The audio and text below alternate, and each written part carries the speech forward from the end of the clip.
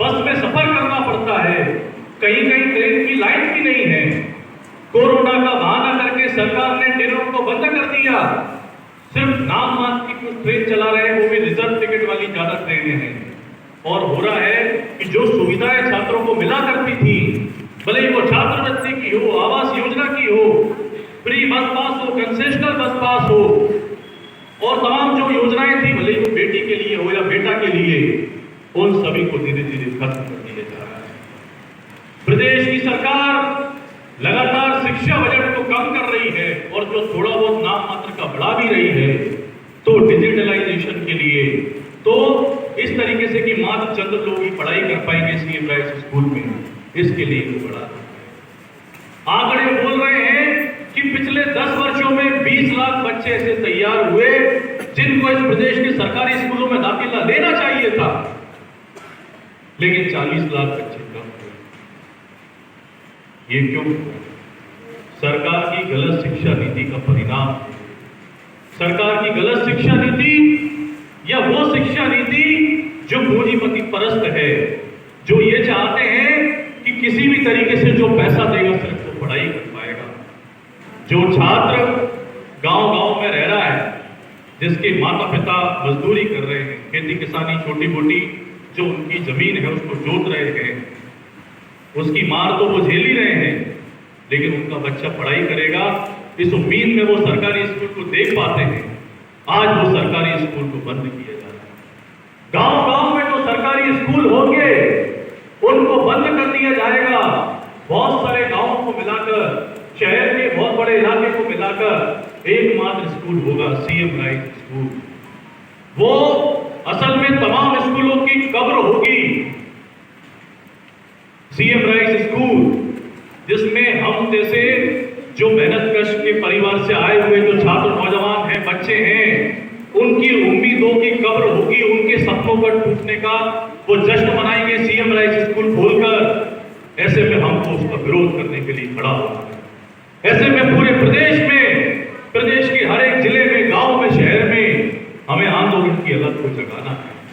नई शिक्षा नीति न्यू एजुकेशन पॉलिसी ना होकर नो एजुकेशन पॉलिसी लेकर आई, जो स्कूल पर हमला कर रही है, उच्च शिक्षा पर हमला कर रही है। बजट नहीं बढ़ाएंगे, बोल रहे हैं कि शिक्षा पर जीडीपी का 6% खर्च होना चाहिए। एआईडीएस तो मांग कर रहा है कि केंद्रीय बजट का 10% खर्च हो, राज्य बजट का 30% शिक्षा पर खर्च हो, लेकिन इसको ना करते हुए उद्योगपतियों, पूंजीपतियों के हवाले हमारे प्रदेश के, देश के स्कूल, कॉलेज, यूनिवर्सिटीज को कर रहे हैं। ये बातें इस प्रस्ताव में आई। एक साथी ने बहुत दुख के साथ बोला कि वो पढ़ाई करने चाहते हैं, उनके दोस्त भी पढ़ाई करना चाहता, लेकिन वो पढ़ाई क्यों नहीं कर पा रहे? क्योंकि फीस नहीं दे पा रहे। 10th-12th की जो फीस है, आम फीस, उसको भी आज स्टूडेंट भर नहीं पा रहे हैं। लेकिन हमारी सरकारें मेडिकल को, इंजीनियरिंग को और दूसरे जो प्रोफेशनल कोर्सेज हैं, बीएड को मिलाकर, डीएड को मिलाकर, इन सबको जिस तरीके से महंगा कर रहे हैं, व्यापार की वस्तु बनाया जा रहा है। शिक्षा में अनोखा निवेश होगा, शिक्षा में सुनिश्चित निवेश होगा, गारंटेड प्रॉफिट होगा। ये बात सरकार की रिपोर्टें बोल रही। बड़े बड़े जो उद्योगपतियों, घरानों के जो हाउसेस हैं, वो ये बात बोल रहे हैं कि शिक्षा में जो अनोखा निवेश है, गारंटेड निवेश होगा। इसके लिए हमको खुला मैदान चाहिए, और इस साफ मैदान में बेधड़क करके वो खेलेंगे और हमारी छाती को रोकते हुए वो आगे बढ़ जाएंगे। इसके लिए न्यू एजुकेशन पॉलिसी लेकर आएंगे। न्यू एजुकेशन पॉलिसी जो बेलगाम तरीके से शिक्षा के निजीकरण, व्यापारीकरण को पूरी छूट देती है, मुनाफा कमाने की पूरी छूट देती है, उसको लेकर वो लोग आए हैं। आज जितने भी छात्र छात्राएं स्कूल में, कॉलेज में, यूनिवर्सिटी में पढ़ाई कर पा रहे हैं, धीरे धीरे उनकी संख्या में लगातार कमी आ रही है। ये आज से 3 साल 5 साल बाद जो हालात बनेंगे, हम उसको बता सकते हैं कि किस तरीके से होगा, कि बहुत सारे छात्र छात्राएं पढ़ नहीं पाएंगे। गांव से, शहर से, मोहल्लों से चंद लोग ही पढ़ाई करने के लिए जा पाएंगे। सरकारी स्कूल कॉलेजों को पूरा बंद कर दिया जाएगा। जो बेटी, जिसके बारे में बोल रहे हैं बेटी बचाओ बेटी पढ़ाओ, वो बेटी बचेगी या नहीं बचेगी ये तो देखना होगा, क्योंकि जिस तरीके से उस पर हमले हो रहे हैं उसका बचना भी अभी सुरक्षित नहीं रहा है।